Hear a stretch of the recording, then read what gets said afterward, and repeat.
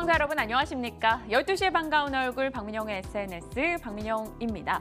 어제 월드컵 경기 보셨나요? 보고 사실 속상했습니다. 심판도 괜히 야속하게 느껴졌고 이 노란 옷을 입고 뛰던 스웨덴 선수들의 거친 플레이에 우리 선수들 다칠까 봐 또 노심초사하기도 했습니다.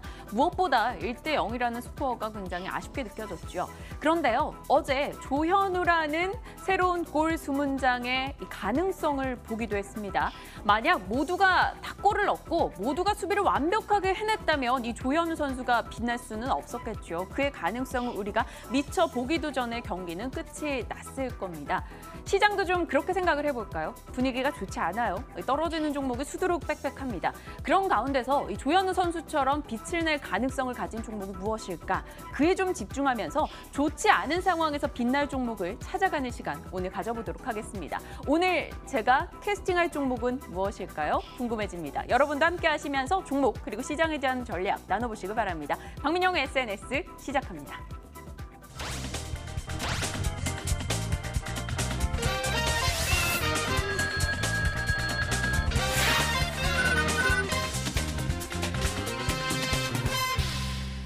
박민영의 올인 100만 원, 일단 100만 원으로 시작을 해볼 거고요. 65만 원짜리, 지금 제 포트의 최대 매수 금액은 40만 원 정도입니다. 값비싼 아이들로 골라오셨어요. 저한테 사지 말라고. TV로 보는 즐거움, 채팅에 참여하는 즐거움, 내 계좌의 수익을 보는 즐거움. 프로가 되기 위한 이 박앤코의 도전 계속됩니다. 100만 원에 400 더, 진짜 투자를 시작합니다. 네, 언제나 이 예고를 볼 때면 손발이 오그라드는 건 어쩔 수 없는 것 같아요. 하지만 100만 원에 400을 더했습니다. 이 포트를 꾸려 나가도록 하겠습니다. 프로가 되기 위한 도전 계속됩니다. 박앤코의 올백입니다. 자, 이 시간 함께하는 두 분 소개할게요. 오늘 이 두 분이 시장 때문일까요? 기운이 조금 없으셔서 제가 살짝 걱정이 됩니다. 박지영 차장님, 권홍섭 주인님 모셨습니다. 두 분 어서 오세요. 안녕하세요. 안녕하십니까? 네, 안녕하십니까. 권 주임님. 걱정돼요. 오늘 좀 기력이 없으세요.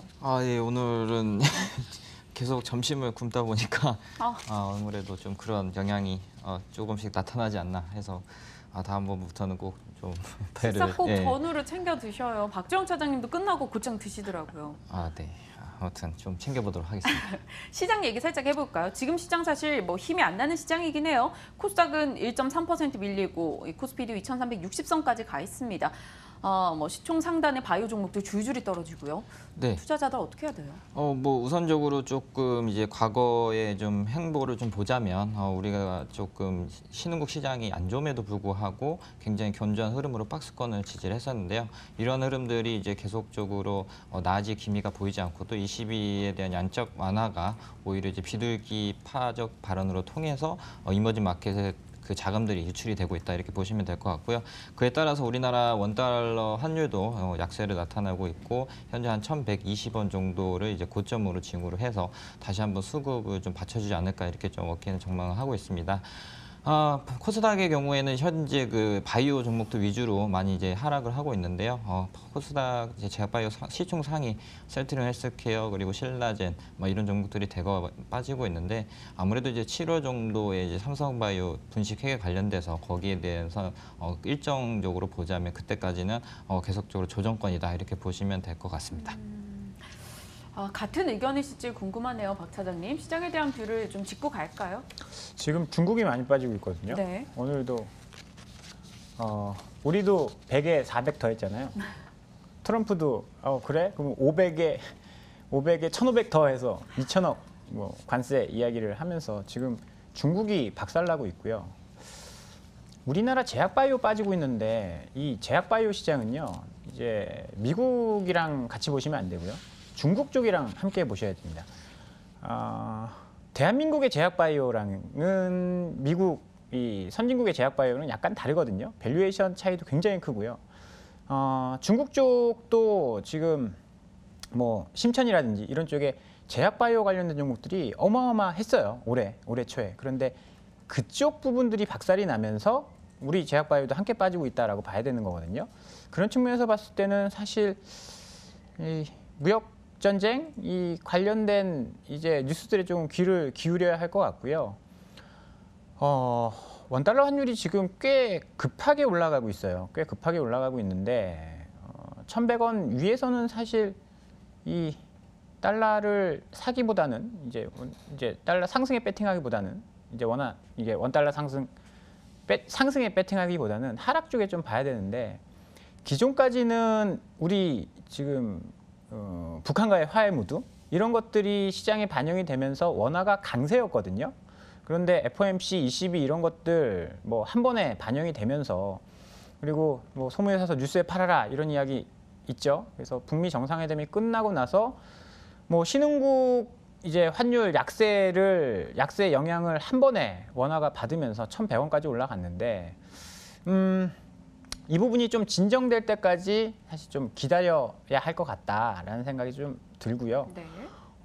그렇게 길진 않을 것 같습니다. 그렇게 길게 가진 않을 것 같아요. 6월달 실적 좋은 종목들로 잘 대응하시면요.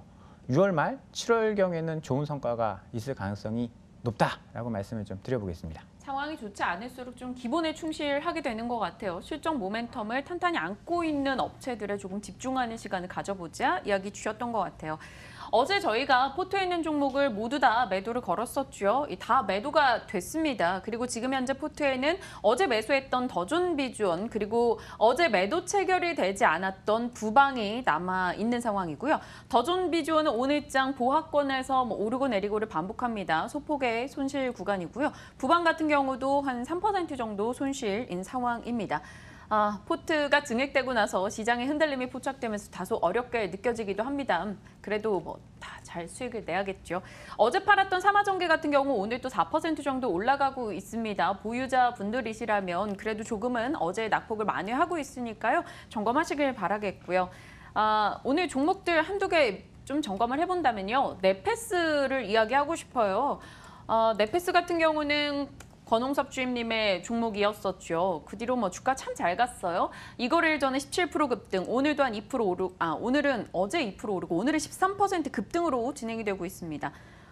권 주임님, 네. 가도 너무 잘 가서 사실 배도 아프고 이거 놓친 게 또 속상하기도 해요. 네페스 보유자분들 전략 주실까요? 네, 우선적으로 이제 최근 들어서 이제 관심을 갖게 된 이유가 이런 인공지능 칩에 대해서 어느 정도 뭐 굉장히 뭐 수혜가 많이 나타날 것이다 이렇게 좀 얘기가 나오고 있고요. 그 가운데서도 네페스는 그간 계속적으로 국책 과제도 성장이 되고 거기에 대한 AI 관련된 산업 쪽으로도 나아지고 또한 이제 재무적으로 보더라도 계속적으로 영업이익률이 상승하고 있는 그러한 재무 건전성까지 가지고 있기 때문에 아무래도 투자자들이나 기관 투자자들한테 굉장히 매력적인 그런 종목이지 않을까 이렇게 보고 있습니다. 그 과거에 이제 네페스 신소재 이제 사업을 이제 종목을 이제 매각을 하면서 거기에 따라서 계속적으로 네페스 신소재에 대해서 오버행 이슈가 있었고 거기에 대해서 어느 정도 해소가 되고 나서 바닥을 찍고 이제 상승하는 추세가 나타났기 때문에 일단 뭐 일봉 흐름상이나 주봉 흐름상 이제 전고점을 다 매물대로 돌파를 했고요. 그 가운데서도 이제 14,000원을 이제 계속적으로 돌파를 시도를 한다면 그 위에 이제 전고점이 18,000원대까지도 돌파가 가능하기 때문에 만약에 보유자분들이라면 18,000원까지 그 이익 실현을 한번 노려보는 전략도 좋아 보입니다. 18,000원권까지요. 지금이 14,000원 육박하고 있으니까 넉넉하게 윗상단을 좀 열어주셨네요. 네페스 보유자분들이라면 지속 홀딩 의견을 건네주셨습니다. 그리고 또 하나가 FNF예요. 제가 힘을 실어서 좀 강하게 사고 싶은 종목이기도 합니다. 오늘장 또 3% 올라가고 있어요. 떨어지면 그 다음날 곧장 그 하락 부분을 많이 하고 있거든요. 박 차장님. 이 종목 시세가 너무 강하네요. 일단 이제 싸니까요. 싸다라는 것들이 이제 시장에 많이 좀 알려져 있기 때문에 낙폭이 과대하면 좀 올라오고 있는 것 같습니다. 지금 우리가 소비주에 관심을 좀 가져야 되는 게요. 중국 같은 경우가 지금 중국이 지금 많이 흔들리고 있잖아요. 미국이랑 무역 전쟁 한다라고 하면서. 그런데 외국인들은 그러니까 외국계 자본은 지금 중국 주식을 사고 있어요. 특히 어느 부분에서 사느냐. 소비 쪽에, 내수 쪽에, 중국 내수 쪽을 많이 사고 있거든요. 그 이유는 중국이 무슨 배짱으로 미국한테 야, 니네가 관세 500원 하면 우리도 500원 물릴 거야. 이럴 수 있을까요? 지금은 예전의 중국이 아니라는 거예요. 중국은 13억 인구를 바탕으로 내수를 키우려고 하고 있습니다. 정책상으로. 이제 그런 이제 믿을 만한 구석이 있기 때문에 뭐 미국이랑 어깨를 나란히 하면서 이제 대응을 하고 있는 건데 그렇게 된다면 당연히 중국에서 내수 소비와 관련된 종목들은 올라가겠죠. FNF도 사실 이제 면세점에 작년에 진출을 하면서 거기에서 매출도 많이 늘어나고 있거든요. 그런 부분들이 많이 좀 반영이 되고 있는 것 같습니다. F&F도 마찬가지고 뭐 배럴도 올라가는 것이 국내에서도 잘 되지만 중국에서도 이제 소비가 이런 쪽에 소비가 늘어날 것이다. 이런 뭐 움직임이 있거든요. 오늘 오리온 올라가는 거 보면요. 정말 무섭게 올라갑니다. 그런 것들이 다 중국과 관련된 소비들 영향을 좀 받고 있다라고 보셔야 될 것 같거든요. 네. 그래서 국내에서 잘하는 것도 굉장히 중요하고 퓨라코리아도 마찬가지잖아요. 퓨라코리아도 중국에서 굉장히 잘하다 보니까 주가가 굉장히 강하게 올라가고 우리나라 내수도 좋아지고 있지만 중국에서 좀 먹힐 만한 아이템을 가지고 있는 이런 내수 소비주들 꾸준히 관심을 좀 가지셔야 될 것 같습니다. 권주인님도 그러셨고 박정 차장님도 그렇고 지금 현재 포트에 내수 관련한 의복주는 한 번쯤 꼭 담아두는 게 좋을 것 같다라고 이야기를 주신 바가 있습니다. 뭐 실제로 어제 수익 실현한 배럴도 오늘장 또 올라가고 있고요. 배럴, 휠라코리아, F&F 상당히 좋은 움직임을 나타내고 있네요. 자, 조금 더 종목에 대한 고민들 이어가도록 하겠습니다. 일단 두 남자의 종목부터 지금 곧장 확인해 보도록 하죠. 박재영 차장님의 오늘의 종목은요. 송원산업 그리고 서플러스 글로벌입니다. 오늘 권주임님의 종목은 한번 봤었던 종목들이에요. SPG 그리고 RFHIC입니다. 이야기 좀 들어볼게요. 권주임님의 SPG부터 먼저 들어볼까요? 저희 한번 놓쳤었던 종목이에요. 그죠? 아니, 저희가 이제 한번 사고 팔고 했던 종목이죠. 그리고 그 네. 이후에 시세가 예, 낮고. 조금 뭐 났다가 이제 다시 한번 이제 장이 꺾이면서 이런 좀 하락 흐름이 나타나고 있는데 현재 그 로봇 산업에 대해서 섹터들의 움직임이 약간 좀 이제 저점을 좀 다가가고 있다 이렇게 보시면 될 것 같은데요. 뭐 RS 오토메이션이라든지 로봇 산업 그러니까는 이제 스마트 팩토리 관련된 사업 부분들에 대한 테마가 다시 한번 이제 상승에 오지 않을까 이렇게 좀 해서 이 종목을 갖고 왔습니다. 동사의 경우에는 그 로봇 산업의 핵심 부품인 이제 특수 감속기에 대한 이 이슈가 있는데요. 올해 좀 하반기 정도에 만약에 이게 생산이 되고 한다면 굉장히 큰 이제 수혜가 나타날 것이라 예상이 되고 있고요. 고정밀 감속기의 경우에는 굉장히 그 진입 장벽이 높기 때문에 거기에 대해서 이 회사가 개발을 지속적으로 해왔고 또한 원가 비중이 2에서 30% 정도로 한다면 영업이익률 상승으로 인해서 주가 상승에 어느 정도 더 올라갈 것이다 이렇게 보고 있습니다. 또한 이제 이 회사의 그 가치를 좀 보자면 우리나라 그 로봇 산업의 평균 PER이 한 30배 정도 되는데요. 그 중에서도 가장 저평가다. 현재 이 회사의 경우에는 한 PER로 따지면 10배 정도 수준이기 때문에 향후에 좀 관심 깊게 봐야 될 것이라고 보여지고요. 짧게 그 기술적 분석상 이제 일봉 흐름상 120일선에 좀 다가왔기 때문에 네. 12,000원 정도에 한번 단타 정도 단기 차익 실현 노리고 한번 접근해 보는 전략도 유효해 보여서 가져오게 되었습니다. 저희 이야기 이후에 시세를 냈다가 한 지금 6거래일 정도 한 떨어지고 있는 상황입니다. 지금 시점에서 매수 후 단기 차익을 노려보자라고도 이야기를 주셨어요. 박 차장님은 어떤 의견이세요? SPG 제가 했었던 종목. 그랬었어요? 네. 전망 굉장히 좋고요.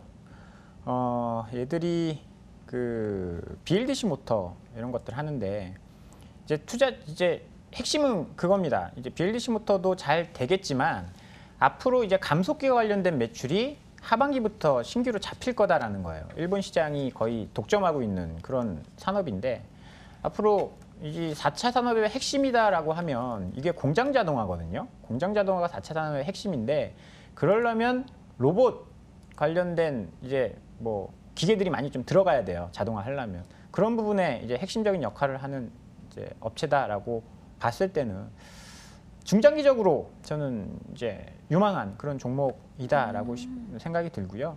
이제 작년 4분기에 이제 실적이 좀 안 좋았어요. 작년 4분기에 실적이 안 좋았었던 이유는 일회성 비용들이 좀 반영이 됐는데 1분기부터 실적이 괜찮아졌거든요. 그러면 2분기 실적 발표할 시점 다가오면 실적 모멘텀으로 한 번 더 올라갈 수 있다라고 생각이 좀 들고요. 조종시마다 관심 있게 보셔도 좋을 것 같습니다. 근데요, 이 차트를 보면 고개를 탁 숙이고 있잖아요. 최근 계속 빠져서. 어제 박 차장님이 이렇게 고개 숙인 종목에는 투자하기가 좀 그렇다. 고개 돌리는 거 보고 들어가자 이런 얘기 하셨던 것 같은데요. 그렇죠. 그래서 관심 있게 보자라고. 사자라고 얘기 안 하고 관심 있게 보자. 권주희님 어떻게 뭐 반박할 의견 있으신가요? 뭐 저도 이제 마찬가지로 그러한 좀 흐름이 나쁘지만 이제 121선 그러니까는 뭐 장기 이평선을 좀 지지로 해서 제가 뭐 목표가도 12,000원 드린 것도 그런 그 단기로 좀 시각으로 좀 보자는 차원에서 해드린 거고요. 계속적으로 이제 4차 혁명과 그러니까 스마트 팩토리와 관련된 테마들이 움직이고 있고 네페스 또한 이제 4차 혁명과 관련된 섹터이기 때문에 그런 움직임들을 보자면 향후에 가장 크게 좀 움직이지 않을까 이렇게 보고 있습니다. 네, 알겠습니다. SPG 설명이 들어봤고요. 다음 박정 차장님의 종목 듣겠습니다. 송원산업, 채팅창에도 올라와요. 햇빛마을님이 송원산업 들고 오셨네요. 점점점. 그리고 박건우님이 송원산업 눈여겨보던데 계속 떨어지고 있던데요. 라고도 질문을 주셨습니다. 송원산업 흐름을 좀 보면 그러네요. 3월 중순 때 뭐 3만 원 위를 뚫었었다가 지금 25,000원 부근까지 와 있는 상황입니다. 송원산업 어떤 회사인지 그리고 왜 보시는지 궁금하네요. 이 타이밍에. 지금 화학주들이 다 엉망진창이에요. 2014년 말부터 롯데케미칼이 어마어마하게 올랐습니다. 그 이유는 화학 쪽에 스프레드가 좋아졌기 때문인데 이제 조금 오해하시는 게 유가가 오르면 이제 화학 쪽이 좋고 뭐 유가가 떨어지면 화학 쪽이 안 좋다 이런 생각을 하실 수 있는데 화학 쪽은 스프레드만 보시면 됩니다. 제품 가격, 그러니까 마진만 보시면 되는데 최근에 유가가 어떻게 됐죠?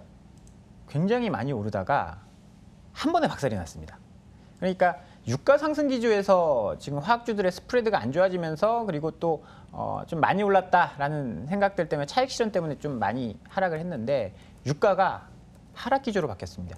이번 주에는 누가 뭐라고 해도 가장 큰 이슈는 오펙 정례 회의예요. 22일 날 있을 오펙 이 회의에서 어떤 결과가 나오냐에 따라서 이제 유가의 방향성이 아마 결정이 될 건데 유가가 하락기에 접어들면서 송원산업은 실적이 좋아질 개연성이 있다는 겁니다. 작년 4분기, 1분기에는 유가가 올라가면서 송원산업이 하는 일은요, 산화방지제라는 이제 플라스틱을 만드는데 필요한 첨가제를 만드는 업체인데 네. 이제 기름을 원료로 합니다. 근데 유가가 올라가면서 원재료 가격이 올라가게 되면서 실적이 조금 안 좋아졌거든요. 거기다가 원화 강세까지 이어졌어요. 원화 강세는 이제 수출주에는 이제 판매 경쟁력을 좀 떨어뜨리는 요인인데 이 두 가지가 어떻게 됐죠?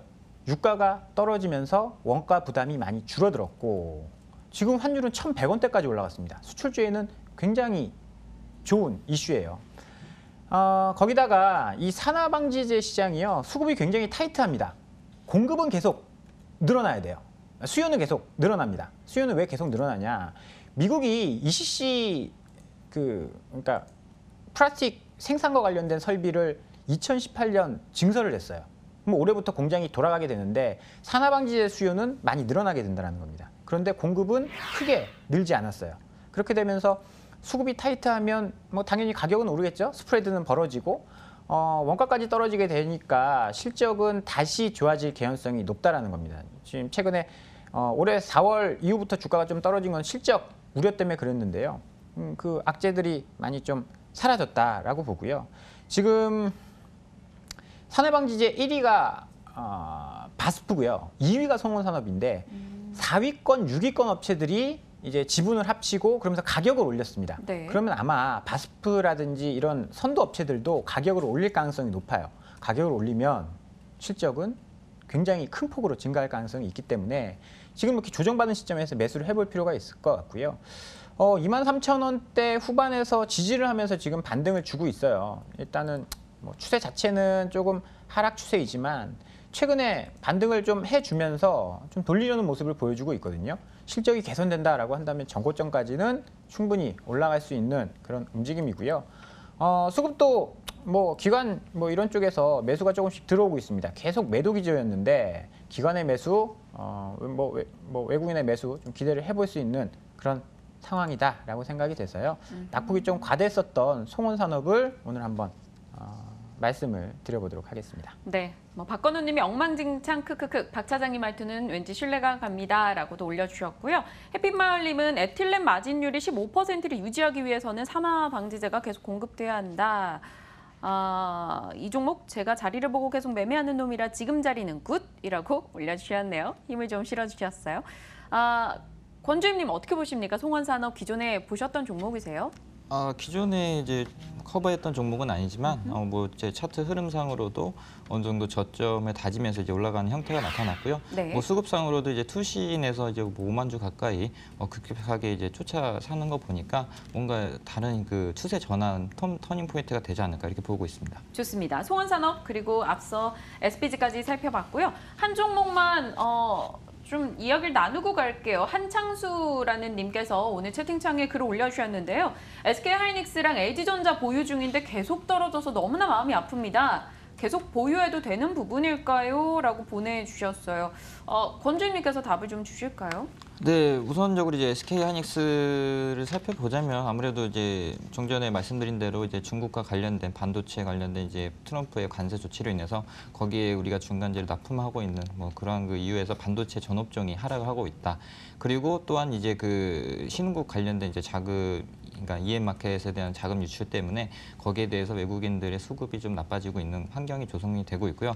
그러나 이제 다만 이제 우리가 좀 체크할 것은 아무래도 그 SK 하이닉스나 그리고 이제 LG전자의 경우에는 물론 이제 그 사업 파트는 다르지만 SK 하이닉스는 반도체 그리고 D램에 대한 수요 확대는 지속적으로 될 것이라 보고 있고요. 뭐 2분기에는 당연히 이제 계절적 요인으로 인해서 약간 조금 이제 실적이 나쁠 수도 있지만 하반기 정도를 노리고 본다면 계속 보유해도 하는 그런 관점이 필요하고요. LG전자의 경우에도 마찬가지입니다. 현재 뭐 이제 가전 부분에서 계속적으로 2배 이상 상승하는 시장 그 컨센서스가 나오고 있기 때문에 뭐 그 한 이제 미국의 이제 미국에 있는 이제 세탁기에 대한 이제 공장 가동률이 좀 정상화된다면 그 이후에도 계속적으로 상승할 여력이 있고 그리고 LG 디스플레이가 계속적으로 하락이 나오고 있는데 일단 LCD의 원가율이 하락을 하면서 LG전자의 그 판매 영업이익률은 올라갈 겁니다. 역외관계에 있기 때문에 LG전자의 흐름은 나쁘지 않고 그리고 만약 이제 하반기 정도 보유하는 관점으로 이제 노려보시면 될 것 같습니다. 긴 시간을 갖고 대응할 수 있다면 보유해보자라는 의견을 건네주셨어요. 박 차장님 생각도 좀 동일하십니까? 일단 하이닉스는 올라오려면 외국인이 사야 돼요. 실적이 뭐 좋고 안 좋고를 떠나서 외국인이 팔면 사실 답이 없는 쪽이 이쪽이거든요. 삼성전자도 마찬가지고 하이닉스도 마찬가지입니다. 실적에 대한 이제 우려감이 있어요. 삼성전자에 대한 컨센서스가 계속 낮아지고 있거든요. 하이닉스도 그런 부분을 사실 무시하지 못할 것 같습니다. 실적이 워낙 좋았기 때문에 실적이 영원히 좋아질 수는 없잖아요. 언젠가는 이제 D램 업황도 꺾이고 이제 그런 부분이 있을 건데 그런 부분을 좀 선반영하고 있는 것 같습니다. 그러면 결국은 실적이 안 좋아질 것 같다라는 우려감은 언제 해소가 되냐? 실적이 좋아져야 해소가 됩니다. 외국인 수급이랑요 2분기 실적 나오는 거를 좀 체크한 다음에 전략을 다시 짜시는 게 저는 좋아 보이고요. 뭐 그리고 장기 투자하실 수 있다라고 한다면 SK 하이닉스 빠지는 건 크게 걱정하실 필요는 없을 것 같아요. 실적이 잘 받쳐주니까. 문제는 이제 LG전자인데 LG전자가 잘 올라왔어요. 정말 11만 원대까지 엄청 잘 올라왔습니다. 아주 핫한 종목 중에 하나였어요. 주봉 보시면 사실 4만 5천 원에서 11만 원대까지 잘 올라왔는데 이거 기술적으로 보면 굉장히 위험한 모양새입니다. 쌍봉이죠. 전저점 깨고 내려갔죠. 그럼 많이 올라온 만큼 이렇게 많이 올라온 만큼 많이 빠질 수도 있는 그런 모양새예요. 그렇기 때문에 사실 뭐 실적이 좋니 TV가 잘 팔리니 뭐 그런 이야기 할 수도 있겠지만 기술적인 걸 무시할 수 없거든요. 일단은 저점 깨고 내려가면 이제 본인의 실수를 인정을 해야 되는 거예요. 아닐 수도 있겠다라고 하면서 저는 일단은 팔고 보는 게 맞다라고 생각을 하거든요. 그러다가 그러면 내일 올라가면 어떻게 해요? 일단 이렇게 올라가는 신호를 보고 이런 고점을 넘어선 다음에 그때 사도 전 늦지 않다. 요 정도는 한 몇 프로 정도는 내가 보험을 들었다. 해지 비용이다라고 생각을 하시면 좋을 것 같고요. 저점 깨고 내려가는 종목들은 사실 바닥을 예단할 수 없기 때문에 보수적인 관점으로 보셔야 될 것 같다라는 말씀 드리겠습니다. 네. 일단 두 분의 의견이 살짝 의견차가 있습니다만 기관별로 좀 다른 대응이 필요할 것 같습니다. 참고하셔서 설정을 하시길 바라겠고요. 다음 종목 이어서 속도내 보겠습니다. 권주임님의 종목입니다. RFHIC 저희가 5G 관련한 종목 그간 많이 다뤘었어요. 다시 한번 재등장한 이 종목입니다. 지금 뭐 타이밍상 괜찮은가요? 예, 우선적으로 이제 최근에 이제 5G 주파수 경매 관련해가지고 뭐 그러한 이슈들로 인해서 통신주들이 좀 대거 상승을 했죠. 그 가운데서 이제 에듀플러스가 가장 큰 상승폭을 키웠는데요. 이제 그 5G 주파수 경매가 이제 종료가 됐고 거기에 대해서 이제 통신사들의 이제 투자가 본격화될 것이라는 이제 전망이 나오고 있습니다.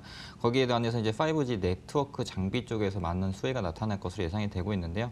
이 동사의 경우에는 이제 국내 유일의 통신용 질화 관륨으로 트랜지스터를 만드는 제조사인데요.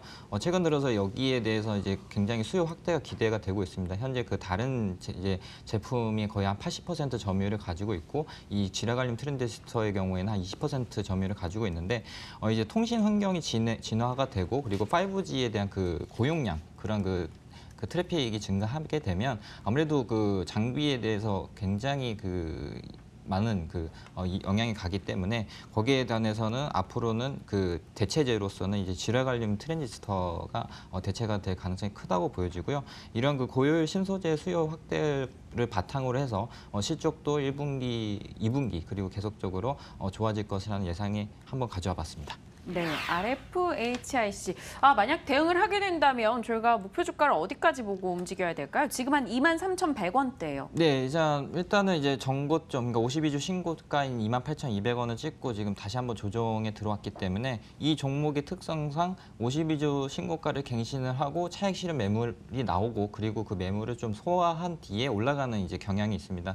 따라서 이제 기술적 분석상으로도 현재 60일선을 꺾이지 않고 이제 횡보하는 흐름이 나왔는데요. 한 22,500원 정도가 적정 매수가라고 보여지고요. 목표가는 짧게 26,000원 정도 단기 차익 실현이 가능하고 만약에 이제 하반기까지 이제 장기적으로 안목으로 보자면 19년 3월 정도부터는 이제 5G 관련된 상용화가 예정이 되기 때문에 그런 가운데서도 또한 미국의 경우에도 5G 주파수 관련해서 11월에 예정이 되어 있습니다. 이런 글로벌 좀 수요도 예상을 한 만큼 하반기까지 들고 간다면 뭐 32,000원대까지도 가능한 종목인 것 같습니다. 32,000원까지 장기적 관점에서는 그렇게 얘기를 해주셨고요. 단기적으로는 26,000원 언급을 해주셨네요. RFHIC 올해 좀 탄탄하게 올라왔었던 종목입니다. 다시 한번 관심을 가져보자 재차 이야기를 주셨고요. 박 차장님의 종목 서플러스 글로벌로 곧장 가보도록 할게요. 서플러스 글로벌 들은 듯하며 이렇게 낯설죠? 반도체 장비를 만드는 회사가 아니고요. 네. 중고로 파는 회사입니다. 사업 아이템이 꽤 괜찮아요. 이 반도체 시장이 많이 성장하다 보니까 이 중고 장비에 대한 수요도 커집니다. 이게 뭐 삼성전자, SK 하이닉스 같은 이런 업체들은 최신 장비를 가져다 이제 씁니다. 그런데 그게 이제 다 쓰고 나면 뭐 10나노, 20나노에서 10나노를 하면 이제 구형 장비가 될 거 아니에요? 그러면 새로운 장비를 드려야 됩니다. 그러면 기존에 있던 장비를 서플러스 글로벌이 매입을 하죠. 그래서 얼마 전에 제가 이야기했던 동부하이텍 같은 이런 파운드리 업체에 팔게 됩니다. 근데 사실 이 시장이 중고 거래라고 해서 진입 장벽은 굉장히 낮지만 정보의 비대칭성이 어마어마합니다. 우리가 중고차를 하나 산다라고 하더라도 네. 이게 정보의 비대칭성, 우리는 중고차 보러 가서 차가 좋은지 나쁜지 판별할 능력이 없잖아요. 있나요? 없죠. 없는데, 언제나 그게 고민이죠. 예, 그래서 사기 굉장히 힘든데 이 반도체 중고 장비 시장도 마찬가지입니다. 근데 그런 이제 능력을 가지고 있고 국내에서는 가장 많은 중고 거래를 성사시킨 그런 업체입니다.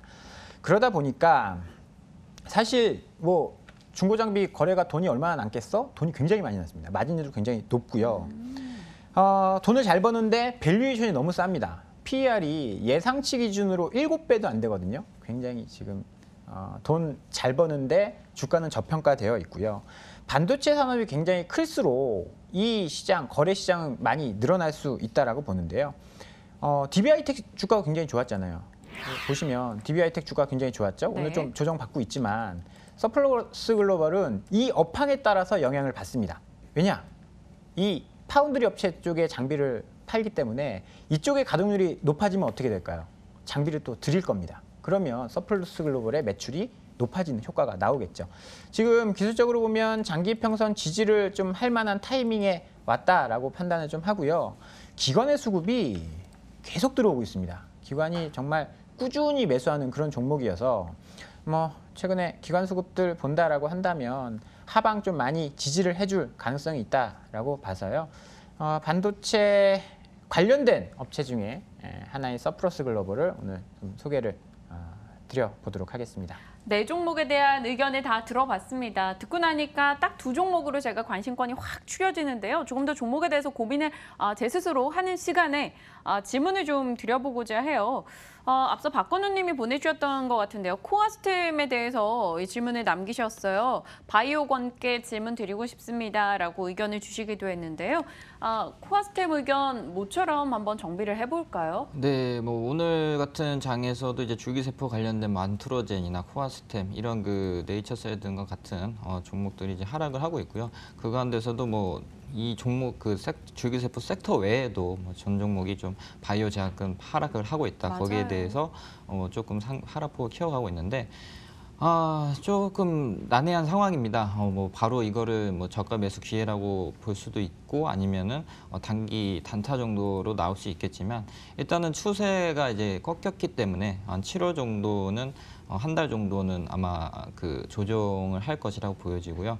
아무리 지금 뭐 수급이 좋고 내용이 좋더라 하더라도 시장 상황, 그러니까 전반적인 상황들이 좋지 않기 때문에 만약에 보유를 하고 계신다면은 일단은 그냥 보유 관점으로 보시고 만약에 이제 하단으로 더 내려온다라고 하면 저점 수준이 한 13,000원, 현재 13,600원인데 그 전저점 수준인 한 11,500원 정도까지도 조정 깊이가 더 깊어질 수 있기 때문에 이때쯤에는 분할 매수로 하는 대응 방향이 좋습니다. 왜 그런데 이제 분할 매수로 대응을 하게 됐냐면 어쨌든 향후에는 그 코스닥 시총 상위 종목군들, 그러니까 이제 바이오 제약 관련된 종목들이 올라서 줘야지 코스닥도 네. 어느 정도 이제 시장에 대해서 대응을 할 수 있고 거기에 대해서 수급도 아마 받쳐줄 것이라고 예상을 하고 있기 때문에 또한 그 코아스템의 자회사죠. 이제 캐몬이라는 회사도 연결 대상 재무 기준으로 봤을 때도 계속적으로 이제 흑자 전환을 하면서 흑자 기조로 돌아설 수 있기 때문에 만약에 이제 재무 건전성 그리고 내용을 이제 실체가 있는 내용을 좀 보자면 아무래도 코아스템, 캐몬 등이 아마 그 수혜가 가장 크지 않을까 이렇게 보고 있습니다. 네. 코아스템에 대한 답변을 주셔서 이 수급 상황들을 좀 들여다봤더니요. 오늘 뭐 HLB 5% 급락하고 있고 휴젤 그리고 셀트리온 헬스케어, 바이로메드 이런 종목들 외국인이 사줌에도 불구하고 신라젠도 그렇고요. 오늘장 크게 내려가는 모습 등도 포착이 되고 있습니다. 수급적인 요소들, 뭐 삼성 바이오로직스 영향도 받아가는 것 같고요. 일단 분위기 자체가 바이오 종목들에 좀 주춤한 움직임이 나타나고 있네요. 답변이 좀 도움이 되셨길 바라봅니다. 그리고 문자 상담으로 들어온 게 에코프로인데요. 문자를 4통이나 보내주셔가지고 좀 짚고 가야 될 것 같네요, 박 차장님. 에코프로 오늘 외국계 창구에서 매도 물량이 강하게 나옵니다. 한 2.4% 떨어지고 있고요. 이분이 4만 원에 30%를 매수했다라고 보내주셨어요. 요즘 많이 떨어져서 걱정됩니다라고 0628님께서 보내주셨는데요. 한번 얘기를 좀 나눠볼까요? 에코프로 뭐 전기차 관련한 종목에 관심들 많으시니까요. 지금 전기차 관련돼서 이제 3원계 그러니까 이제 NCM이 지금 기술의 대세로 돼 있는데 에코프로는 NCA입니다. 그보다 한 단계 더 높은 효율성이 한 단계 더 높은 이제 소재를 만드는 쪽인데 네. 문제는 얘들은 실제로 전기차 쪽의 배터리 소재에 들어가진 않아요. 앞으로 그렇게 될 것이다라는 기대감 때문에 주가가 많이 오른 거고 전동 공구 뭐 이런 쪽에 납품 비중이 높습니다. 근데 결국은 뭐 그쪽으로 갈 것이다라는 기대감 때문에 주가가 올랐는데 수급상으로 좀 뭐 안 좋고 하다 보니까 주가가 빠지고 있는 것 같습니다. 저는 개인적으로는 전저점 깨고 내려가면 일단 손절은 하셔야 된다라고 보고요. 4만 원에 30% 보유 중이면 사실 10%가 그렇게 큰 손실은 아니에요. 언제든 만회할 수 있거든요. 그런데 만약에 이 저점을 깨고 내려가서 뭐 2만 원대가 온다든지 그러면 절대 이제 쉽게 복구하기가 어렵습니다. 그러니까 지금은 뭐 분위기상 이쪽이 움직이지 않는 분위기이기 때문에 리스크 관리가 좀 필요한 시점이다라고 보고요. 34,000원 정도를 저는 손절선으로 제시를 해드려 보고 싶고, 그거를 훼손하지 않는다라고 한다면 뭐 앞으로 뭐 제가 계속 말씀을 드렸듯이 뒤로 갈수록 전기차 관련된 소재, 그다음에 2차 전지 배터리 이런 쪽은 수요가 많이 늘어날 거거든요. 조금 더 버텨보셔도 좋을 것 같습니다. 네, 저희가 오늘 시간 짬짬이 나는 대로 여러분들의 종목 고민을 해결했습니다. 사실 이렇게까지 시간이 나질 않는데 아무래도 지수 분위기가 좋지 않다 보니까 종목 고민들이 많으실 것 같아서 조금 할애를 해봤고요. 딱 하나만 더 질문을 드리고 결정을 할게요. 권주임님, 지금 제 포트에 부방이 매도되지 않은 채 있습니다. 어제 장 마감 때쯤에 무리해서 매도가 낮춰서라도 체결을 한번 시켜볼까 하다가 그래도 조금 들고 가야 되나 하는 고민이 있어서 오늘 권주임님과 얘기를 하려고 했거든요. 지금 추가 매수도 괜찮지 않을까라는 생각도 살짝 들었어요. 네, 아무래도 이제 한번 지금 이틀 정도 조정을 받았기 때문에 아마 저가 매수를 할 기회라고 보여집니다. 그래서 다만 이제 단기적으로 이제 3,500원 정도 목표가를 잡고 한다는 조건 하에 어느 정도의 좀 비중을 실어서 매수해 볼 만하다고 생각합니다. 그렇다면 부방에 대해서는 우리가 그동안 마음은 먹었으나 하지 못했었던 분할 매수로 오늘 조금 한번 사보는 건 어떨까 싶습니다. 기존의 의견을 다뤄봤었던 종목이기도 하고요. 박 차장님 웃으셨어요? 이게 뭔가, 네. 의도한 분할 매수가 있고 의도치 않게 주식시장에 그런 얘기했어요. 물 타다 대주주 된다고. 그런 거 자기가 아니에요. 의도했던 것과 네. 그렇다는 게 아니고 의도했던 것과 그렇지 않은 것을 좀 구분을 할 필요가 있을 것 같아요. 그래서 그런 부분들 좀 생각이 나서 좀 웃음이 났네요. 지금 뭔가 의미가 있는 얘기를 해주신 것 같은데 일단 저는 마음을 먹었으니까 한번 해보도록 하겠습니다. 부방에 대해서 60주고요. 지금 현재 호가가 3,105원으로 매수가를 넣어놓고 부방의 움직임을 조금 지켜보도록 하겠습니다. 그리고요. 사실 오늘 송원산업이나 서플러스 글로벌, SPG, RFHIC는 매수하지 않을 거예요. 대신 FNF를 매수하는 건 어떻게 생각하세요?